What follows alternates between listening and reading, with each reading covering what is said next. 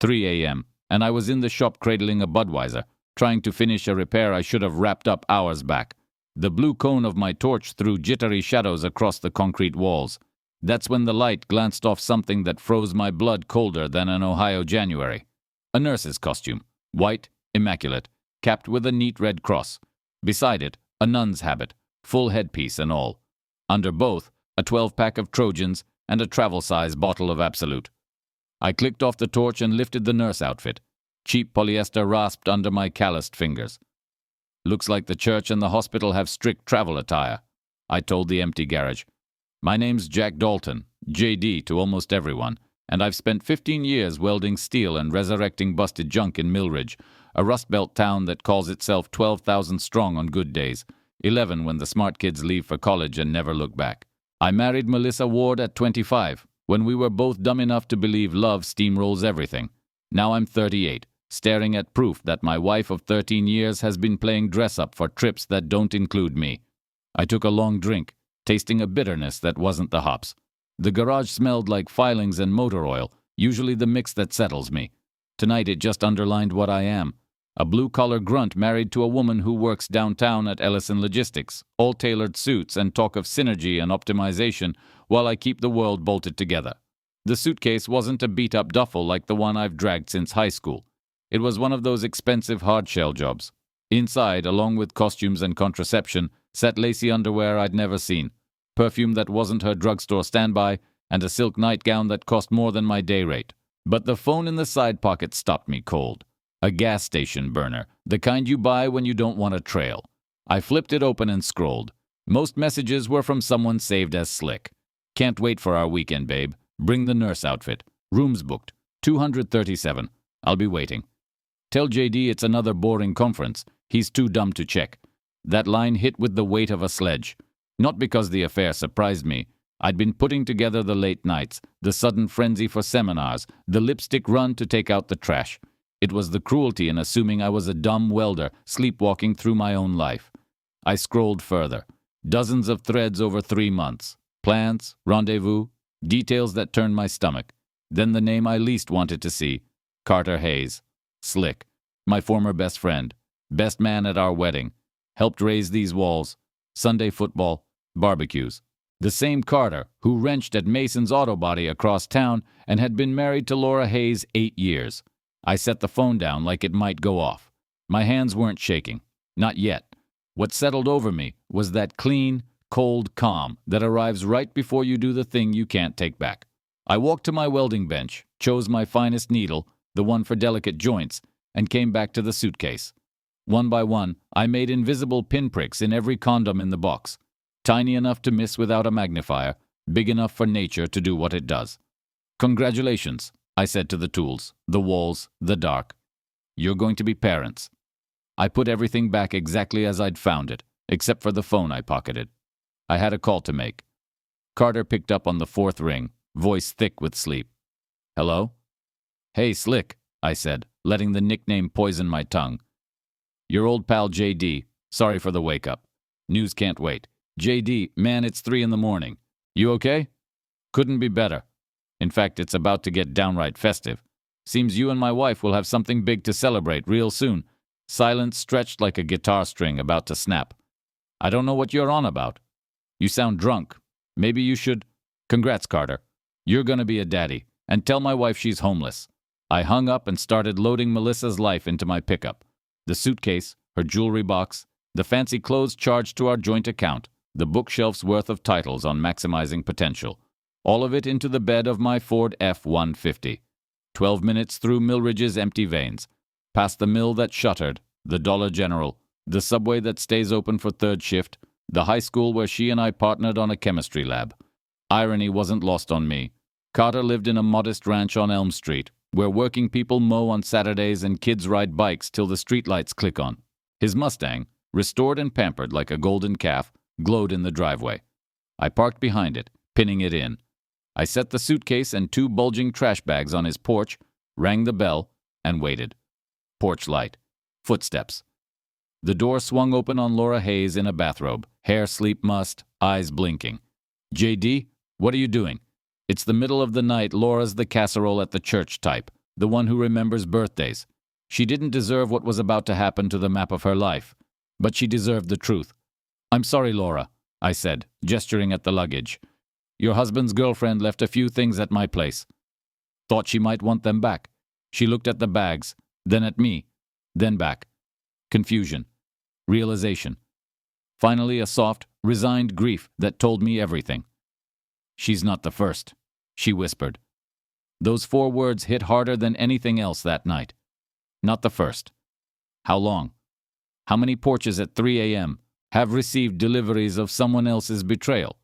"I'm sorry," I said again because there wasn't anything else to say. She nodded, lifted the suitcase, thanked me, and closed the door gently. I walked back to the truck. Across the street, a curtain twitched. Rosa Morales, the neighborhood's unofficial wire service, getting the jump on the biggest Elm Street story in years. I drove home past the 24-hour diner where night shift workers caffeinate, past the police station where Officer Braden probably dozed in his cruiser, past landmarks that suddenly felt like props on a stage I didn't recognize. In the driveway, I sat in the cab a long beat staring at the 2-story colonial we'd bought 7 years ago. Vinyl siding, a front porch in need of paint. We used to be proud of the mortgage we shouldered, the little garden Melissa planted before her career crowded out tomatoes and marigolds. Now it looked like a house strangers once occupied. I poured 3 fingers of bourbon and waited at the kitchen table. The microwave said 4:17 a.m. The house hummed. Refrigerator, the distant freight line singing at the edge of town. At 5:30, I heard the Civic in the drive. She came in like she owned the place, which, technically, she did. Heels clicked across the hardwood. Keys and purse settled on the same little table as always. "Jay," she called. "Why are you up so early?" "Couldn't sleep," I said, cradling the bourbon. Funny thing about insomnia, it gives you time to think. Time to discover things. She stepped into the doorway, still in yesterday's office clothes. Black slacks, white blouse, hair in a neat bun. Tired, yes. But when she saw me at dawn with a drink, something else crossed her face. Wariness or fear. "You've been drinking," she said, as if that were the crisis. "A nightcap. Or a morning cap. Hard to tell when your wife stays out till the birds warm up." I sipped. Let the burn cauterize. "So, how was the conference? Learn anything groundbreaking about logistics?" Color drained, then she rallied, always quick on her feet. That was part of what drew me back in high school. These days it just made her a better liar. "It ran late. We went out to debrief. I should have called, but I was busy." "Sure. Speaking of packing, you might want to check your suitcase. Looks like you forgot a few essentials." Now she went white. "What are you talking about?" "Well, for starters, you forgot to pack your husband's trust. Left it right there in the garage, next to your nun costume and your boyfriend's notes." She sat down hard. We listened to the kitchen clock tick the seconds off our marriage. "How long?" I asked. "JD, I can explain." "How long, Melissa?" She folded her hands like prayer. 3 months, with Carter. In our bed?" "No," she blurted. "Never here." "Oh, standards." Comforting, I set my glass down harder than necessary. "Let me guess. Motels, hotel rooms, backseat of the Mustang, playing 16 again." "It just happened, JD. We didn't plan it." "We were both going through rough patches." I held up a hand. "Don't you dare make this about the marriage. Don't feed me self-help slogans about growth and gaps. You made choices. You chose 3 months of lying. You chose my best friend. You chose to make me a punchline in this town." Tears slid, and I felt nothing. The woman across from me wore my wife's face, but she was a stranger.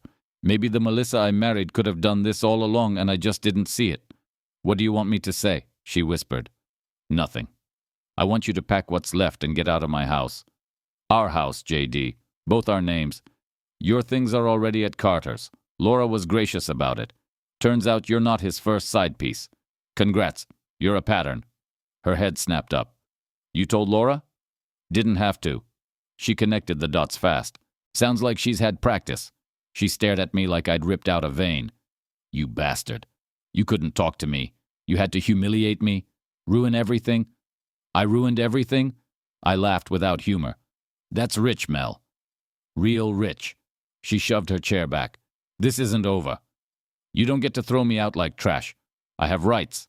I have a lawyer. Good for you. Hope he's better in court than Carter is in bed." She slapped me hard enough to turn my face. My cheek stung. I smiled. Feel better? Go to hell. Already there, sweetheart. The door, the engine, the tires out of the drive. I poured another bourbon and watched the sun muscle up over the rooftops. By 9, my phone started its campaign. First call was from my boy Kevin, away at college in Columbus. Dad, what's going on? Mom called crying. Said you kicked her out. Kevin's 19, an engineering sophomore, the best thing to come from our union. He's got his mother's brains and my stubborn, and I'm proud of the man he's building. Your mom and I have problems, I said. She's staying somewhere else for a bit. She said you embarrassed her in front of the neighbors. That you're having some breakdown. I'm fine, Kev. Your mother made choices. Now she's living with the consequences. That's all I'm saying. A long silence. He's smart enough to read between lines. She cheated, he said. Not a question. She made choices. I'm sorry, Dad. Not your fault, son. Not your problem. Nail your classes. This will shake out. After Kevin came the family tree. My brother Mike in Cleveland. My sister Sarah in Pittsburgh. Then clients. I had 3 jobs on the docket and people wanted to know if I still had steady hands. By noon, I'd plugged the landline and powered down the cell. That's when Rosa Morales knocked. Rosa lives across the street and appointed herself the neighborhood bureau chief decades ago. 65, retired from the phone company, instincts like an investigative reporter. She also makes the best tamales in Millridge and had been kind to us through the years. Jay, honey, she said when I opened up. Brought you lunch. Figured you might forget to eat. The plate smelled like heaven. Beef stew by the nose. Thanks, Rosa. You're an angel. Can I come in a minute? We should talk. She settled into Melissa's favorite chair like it was hers by deed. I saw what happened last night, she said. Saw you drop those bags at the Hayes place. Saw Laura bring them in. I figured you might.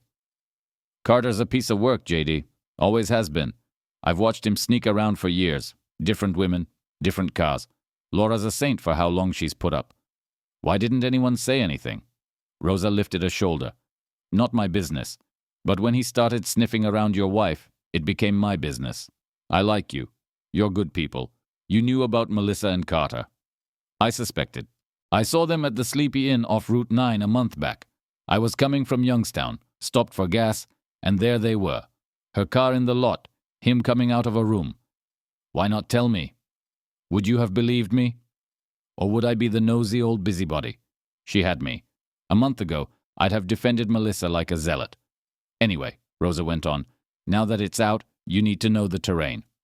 Melissa won't slink off. She's proud, and she's got friends. Brenda Miles, for one. Since Melissa joined Ellison, those two are thick as thieves.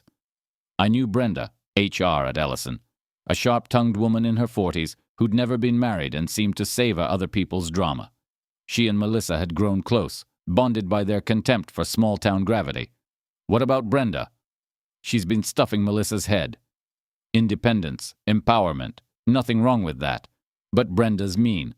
Wouldn't shock me if she urged Melissa to step out. Great, I said. A cheering section. There's more, Rosa said.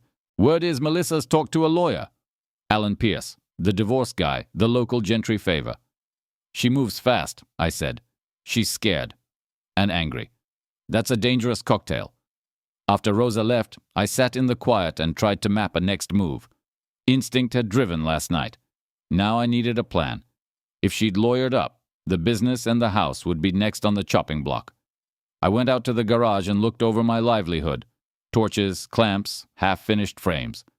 I built this from nothing, 16-hour days, and every spare dollar reinvested. It wasn't much, but it was mine. Or maybe not for long. I scrolled my contacts until I reached the name I wanted. Coach. It's Jay Dalton. Need a word, Dan Coach. Barrett has trained fighters at Murphy's Boxing for 30 years. He's seen every human drama inside the ropes and out. 62, built like a fire hydrant, with street sense from growing up hard in Detroit before he limped to Ohio to outrun his own ghosts. I found him at the Anvil, the dive he bought 5 years back when the former owner drank himself into a hole. The kind of place working men come to forget, and no one asks why forgetting's needed. JD, Coach said, sliding a beer across the scarred bar. Heard you had a night. Small town, big mouths. Rosa was in an hour ago buying a six-pack and writing the newsletter.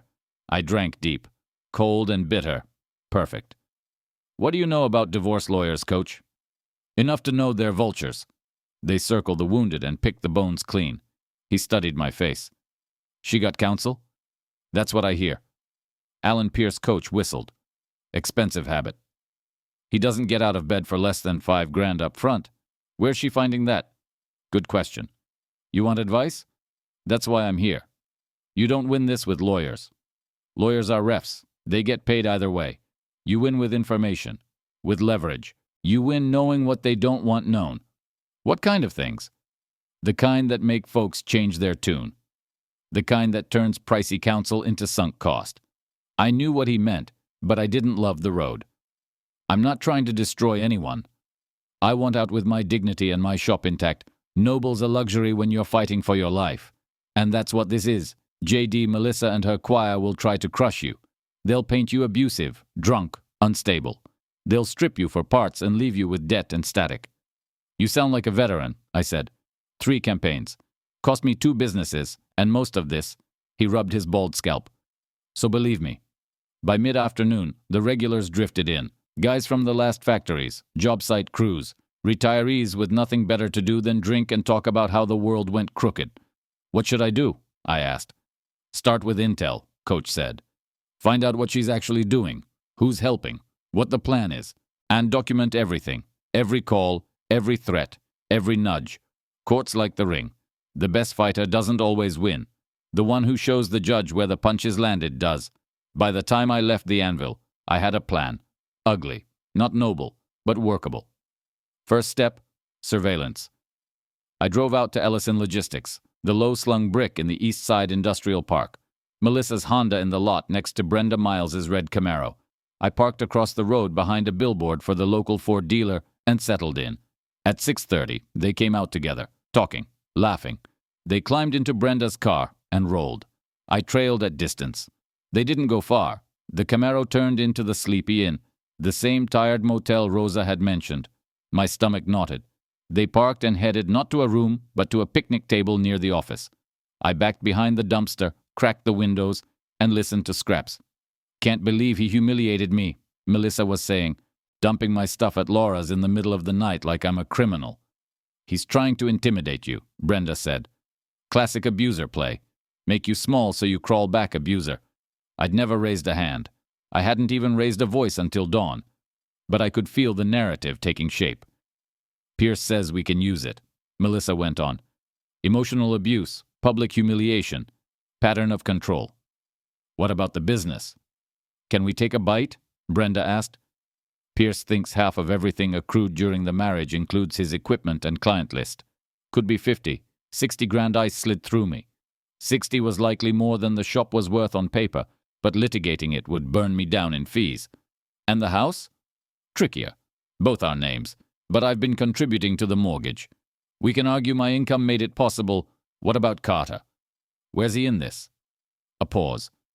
Complicated, Melissa said. Adultery doesn't matter much in a no-fault state, but it could hurt me if JD's lawyer plays it right. Might be time to cut him loose. He served his purpose. What do you mean? I needed a push. Carter was the push. But now that I'm free, I don't want to chain myself to another small-town loser. I couldn't see her face, but her body language looked like she was weighing it. I don't know, she said at last. It's a lot. That's why you need a clear head. This is your chance to start over. Don't waste it on Carter Hayes. They kept at it 20 more minutes. Strategy, leverage, how to maximize the settlement. By the time they left, I knew the game board. This wasn't a failed marriage. It was a campaign to ruin me financially and emotionally. Brenda wasn't moral support. She was operations. I went home and wrote everything down. Coach was right. If it's war, build a record. Morning brought a new card. A silver BMW slid into my driveway, out of place among the steel toes and Carhartts. Alan Pierce climbed out like he owned the pavement. 50-something, tailored, the glide of a man who's never sweated a bill. Mr. Dalton, Alan Pierce, I represent your wife in the dissolution of your marriage. Dissolution. Fancy for divorce. He smiled. These are the initial filings. You'll want counsel, I skimmed. Pages of legal padding around a clear center. Melissa wanted half of everything, plus alimony, plus her fees. Your wife is being reasonable, Pierce said. Not punitive. Merely fair division, fair, I said, and laughed. I understand you're upset, he continued. If you cooperate, this stays civil and relatively inexpensive. If you don't, well, it'll get complicated and costly for everyone. When he left, I started dialing. The first 3 divorce lawyers were too expensive or too booked to touch it. The fourth, Thomas Walker, who worked out of a strip mall office, said come by. He's my age, tired eyes, a suit with more miles than shine. The office smelled like coffee and old carpet. Pierce, he said when I laid it out. He's good at one thing, bleeding working men dry. Can you beat him? Depends. What's the war chest? Maybe $10,000. That starts the engine. If you go to trial, think 20-30 minimum. I don't have it. Then we settle fast or we find leverage. What kind of leverage? The kind that makes the other side want quiet. The kind that turns a shark into an anchor. He sounded like coach, which was somehow worse coming from a lawyer. I'm not looking to hurt anyone, I said. That's admirable. They're looking to hurt you. Sometimes you choose between noble and smart. I left with more questions than answers, and a retainer agreement for $3,000 I didn't have spare. That night I drifted back to the anvil, nursing a beer and counting options. The bar filled with the usual crew, factory guys, construction boots, a couple off-duty cops, people who understand sweat. J.D., someone called. Over here. Tommy Morrison from high school waved me over. He worked the auto parts counter, friendly, but we were never close. Around him sat 3 town faces. Sit. Have a drink, Tommy said. We were talking about you. Lucky bastard, said Pete Kowalski, a construction guy, finally ditching that stuck-up wife. Always thought she was too good for this town, added Mike Chen, the hardware store owner. Carter, too, said a fourth whose name I lost. Guy's been dogging Laura for years. About time he got called out. I sat, accepted the beer. They meant well, but it rang hollow. I wasn't celebrating. I was grieving. You should make them pay. Pete leaned in. Take 'em for everything. Doesn't work like that, I said. Get a better lawyer, Mike offered.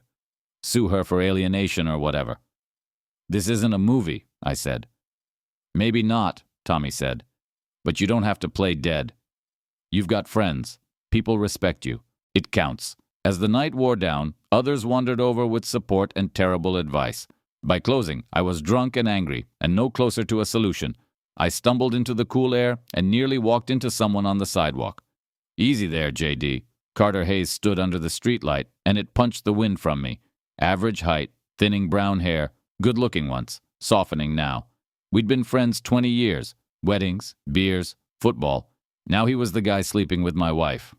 Jay, he said, hands up like approaching a stray dog. You've got a right to be pissed. Can we talk? Man to man? I laughed without humor. That's rich, Carter. I know how it looks. How it looks? It looks like my best friend has been screwing my wife for 3 months. Like you've been eating at my table and lying through your teeth while you planned your next motel matinee. It wasn't supposed to happen, he said. It just did. Melissa's unhappy. Laura and I, years of problems. So you solved 2 problems by burning down 2 marriages. Genius. His face went red. You don't have to be an ass. You sleep with my wife and I'm the ass? Keep your voice down, he whispered, glancing around. People are watching. Let them. Maybe they should see the real Carter Hayes. You're drunk. Go home. We'll talk when you're sober. I'm drunk, not stupid. Explain how you justify this. He rubbed his scalp. I don't know what to say. I'm sorry. It shouldn't have happened. But it did. 20 years and that's all you've got. Sorry? What do you want? Me to beg? To get on my knees? I want why. Why her? Why now? Why behind my back instead of telling me you were done being my friend? Because I knew you'd do this, he snapped. You'd go crazy and make it worse. Worse? You were planning getaways with my wife? How would I make worse? We weren't running away, he said. It was a mistake. A 3-month mistake. Rooms, costumes, weekend plans. He stared, weighing how much to admit. Melissa told you about the costumes? Melissa didn't tell me squat. I found them. With your sweet nothings and your burner, you went through her stuff. In my garage. In my house. Where you're not welcome. Listen, he said. Whatever you think was happening, It's over. She ended it yesterday. Said she needs to focus on her marriage. Her marriage? I said. I threw her out. Papers were served this morning. What marriage? Confusion washed him. What are you talking about? She said you were working it out, that you needed time. When did she say that? This morning. She stopped by the shop. Said she's staying with Brenda while you cool off. And you believed her? Why wouldn't I? JD, she loves you. She messed up. She wants to fix it. I almost felt sorry for him. Almost. Carter, your girlfriend hired Alan Pierce to clean me out. She's not fixing anything. She's erasing me. Color drained. No, she wouldn't. She did. And if you think you're riding into the sunset with her, you're dumber than I thought. I left him on the sidewalk and drove home, thinking how she'd lied to him too, trying to save the marriage while plotting to salt the earth in court. Almost impressive, in a sociopathic way. Next morning brought a wrinkle. I was mid-weld when my phone rang. Mark Ellison, the owner of Ellison Logistics and Melissa's boss. JD, Mark Ellison. Sorry to bother you, but something's come up at the office. What kind of something? It's about Melissa's conduct. Not a call I like making. Can you stop by around 3? I'll be there. Ellison's building is modest. Small companies trying to look bigger. Mark's office was more functional than fancy. Metal desk, file cabinets, a few framed certificates. He gestured me in, shut the door. I'll be straight, he said. We've had issues with Melissa's performance lately. Missed deadlines, sloppy reports, absences. He held up a hand. But that's not why I called. Yesterday she came to me with serious allegations about you. Stalking, harassment, threatening calls. My gut dipped. Not true, I said. We've only communicated through lawyers.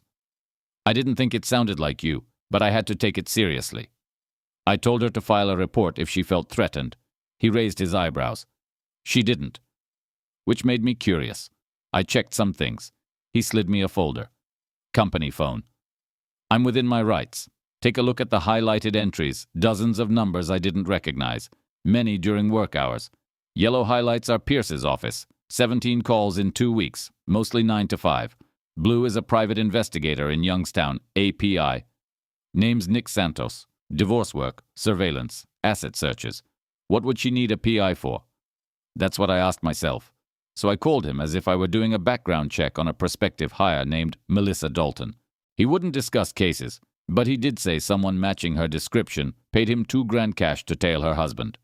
The room tilted. She's having me followed. Looks that way. Question is, why? What's she hoping to find? I go to work. I go home. I go to the anvil. That's my thrilling life. That's what I figured, Mark said.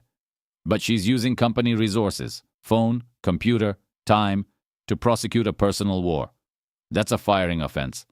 I wanted to warn you. It's going to get ugly, I thanked him, and left with my head ringing. Not only was she trying to gut me in court, she was actively manufacturing ammo. That evening, back at the anvil, Coach polished glasses and listened while I laid it all out. He grew darker by the detail. She's building a case, he said. Painting you unstable and dangerous. Harassment allegations plus surveillance equals restraining order. After that, everything else gets easier for her. But I haven't done anything. Doesn't matter. Perception is the fight. So what do? You push back. Smart. What's that mean? It means you stop playing defense. Find out what Melissa and her crew are really up to, then use it to protect yourself. I'm not that guy, Coach. Become him, or they'll bury you. As if conjured, the door opened and Brenda Miles stepped in. She scanned until she found me and sat like she owned the bar. Jay, she said, we need to talk. I don't think we do, I said. Oh, but we do. Melissa's my friend. I don't like seeing my friends hurt. Your friend hurt herself when she decided to cheat. Your friend hurt herself by marrying a small-minded man who can't handle a strong, independent woman. Coach loomed, casting a shadow. Ma'am, finish your drink and move along. I'm not here to cause trouble, she said, unblinking. I'm here to offer friendly advice. I'm listening, I said. Drop the contest. Give Melissa what she's seeking, and this goes away quietly. Keep fighting, and things get very unpleasant. A threat? I asked. A reality check. Melissa has resources. Friends. Counsel. You have what? An acetylene torch and a drinking problem? I don't have a drinking problem. No? How many nights have you been in here drowning your feelings? How many people have watched you stumble around railing about your cheating wife? She had a point. I had been drinking more, talking too much. Here's what happens, Brenda said. She gets half the house, half your business, and alimony. You pay her fees. You keep quiet about Carter. In return, she doesn't pursue harassment charges, and she won't tell the court about your alcohol abuse. We have witnesses, JD, people who will testify you're unstable. I looked around. Faces were listening. How many would sell a memory for a price? You're bluffing, I said, unconvincing even to me. Am I?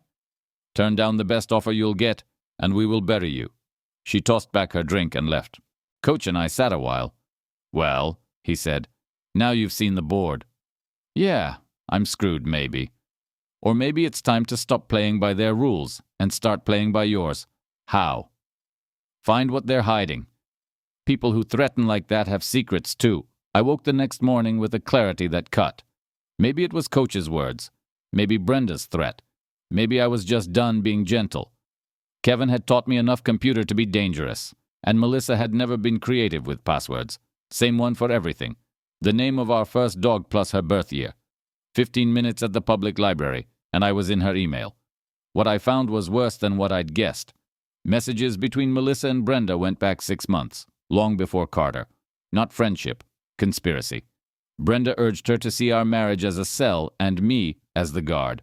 But that wasn't the worst. Emails between Brenda and Nick Santos showed payments to follow me, not to uncover truth, but to stage it. Doctored photos, fabricated statements, manufactured incidents. There were threads between Brenda and Alan Pierce mapping strategy, claim physical abuse, threats against Melissa and Carter, alcoholism, unfit father. All lies, but lies are molten in court. The clincher was an email Melissa sent her sister in California 3 days ago. The plan is working perfectly. JD doesn't suspect anything. Brenda says we can pull $60,000 from the business plus half the house. I can start over, maybe move west with you. Carter thinks we'll be together, but he's just been a useful idiot. Once this is over, I never want to see him again. I printed everything and drove straight to Thomas Walker. He read with widening eyes. This is incredible, he said. Conspiracy to commit fraud, perjury, maybe a dozen felonies. Can we use it? Oh, hell yes. But we need to be surgical. If we play it early, they'll scream fabrication. So, we set a trap. Let them swear to the lie. Then we spring it. When? Hearings next week. Temporary support, custody, maybe a restraining order. They'll try it. We won't let it stick. I left feeling something I hadn't felt in weeks. Hope. But I wasn't done. That evening I drove to the warehouse district where the city keeps its bones, old industrial shells, most of them empty. Carter rented one for side jobs restoring cars. I found him under fluorescent glare, sleeves rolled, working a vintage Camaro. He looked up, fear flashing. JD, what are you doing here? We need to talk. For real. If you're here to beat me, get it over with, he said, setting down the wrench. I'm not here to hit you. I'm here to help you. Help me how? By showing you what Melissa and Brenda are actually doing. I handed him copies of the emails. He read, color draining, anger rising. She called me a useful idiot, he said. That's the polite part. Keep going. When he finished, shame hung on him. JD, I had no idea. I thought she cared. She cared about using you to blow up my marriage so she could take half. Why all this? Why not just ask for a divorce? Because divorce doesn't pay as well. She needed a villain. He sagged onto a stool. I've been a fool. We both have. But it's not too late to do right. What do you want? Your testimony. Tell the truth. She pursued you. She said she'd leave anyway. She used the affair as a lever. And what do I get? You keep your marriage. Because Laura doesn't know about the others, does she? The ones Brenda referenced? He went white. You wouldn't. I don't want to. But if you won't help stop them, I don't have a choice. They're coming for both of us, Carter. The only way out is together. He stared at the floor a long time, then nodded. What do you need me to do? Tuesday morning, county courthouse. I arrived early in my only suit with a briefcase full of dynamite. Thomas Walker met me looking calmer than the day we signed his retainer. Melissa arrived with Alan Pierce and Brenda in tow. Melissa looked composed, cast as a wronged woman seeking justice. Brenda radiated support from the benches. Pierce began. Melissa took the stand and, under oath, painted me as an abusive alcoholic who'd threatened her and her friend. Stalking, harassment, fear for her safety. It was a performance so clean that if I hadn't known the script, I might have believed. Then Thomas stood. Your Honor, we can prove Mrs. Dalton's testimony is false and part of a deliberate plan to defraud my client. Pierce objected. The judge waved him down. Thomas laid out the emails one by one, linking dates, contacts, payments, showing how the case had been fabricated. The room went still. The judge read, brows knitting. Melissa's face moved from confident to confused to terrified. Mrs. Dalton, the judge said at last, holding up a page. Would you explain? The plan is working perfectly. JD doesn't suspect anything? What plan is this? That line's out of context, she said. Out of context? The judge asked, dry. I don't remember writing it. Are you claiming fabrication? Maybe. Thomas played his ace. The defense calls Mr. Carter Hayes Carter testified. Melissa pursued him. She promised she was leaving. She used the affair to justify taking half of what I built. He corroborated the emails line by line. By the time he stepped down, Melissa was crying, and Brenda had slipped from the room like smoke. The judge didn't take long. Mrs. Dalton, I find your testimony not only false but perjurious. Mr. Pierce, I'm referring this to the district attorney for review. He turned a page. As to the dissolution, control of marital assets to Mr. Dalton. Attorney's fees to be borne by Mrs. Dalton. Just like that, it was over. Outside, Melissa tried to approach. I walked past her without a word. Choices have a way of echoing. Carter waited by my truck. JD, I'm sorry, he said. For all of it. I know, I said. But sorry doesn't mend what's broken. Any chance we, ever, be friends again? I studied him. He was a weak man worked by a stronger will, but still the man who traded 20 years for a few months. No, I said.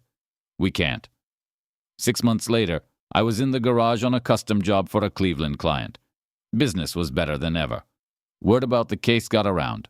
Somehow, work followed respect. Melissa left town soon after the hearing. I heard she went west to her sister. Brenda was fired from Ellison and faced fraud charges. Pierce was under state bar investigation. Carter and Laura were working on things, though rumor said not well. Some fractures don't knit.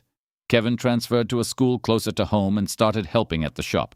He's becoming a fine man, and pride's a fuel all its own. As for me, I was learning to be alone again. It's not easy, but it isn't the worst fate.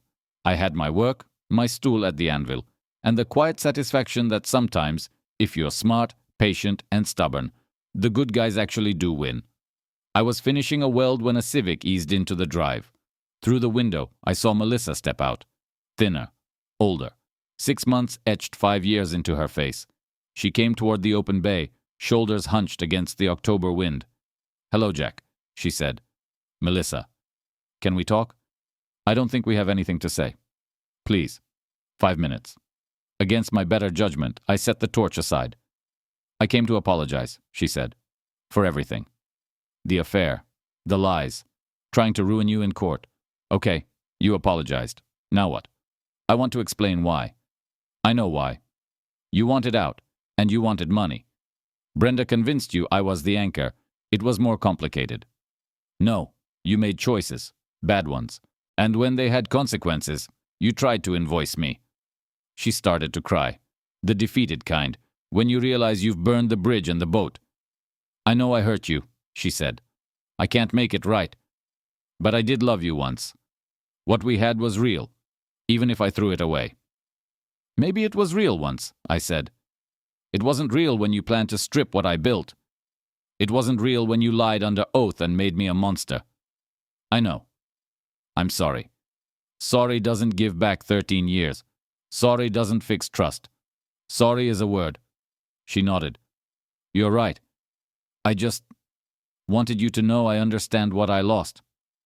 What you threw away was the chance to be happy with what you had instead of needing something shinier. I know that now. Good for you. Knowing it doesn't help either of us. She lingered, waiting for mercy I didn't have. Goodbye, Jack. she said at last. Goodbye, Melissa. I watched the taillights fade, then relit the torch. The blue flame danced and hissed, joining two pieces into a seam stronger than either half. Welding's funny that way. If you don't respect the sparks, you get burned. Some folks never learn. Others learn too late.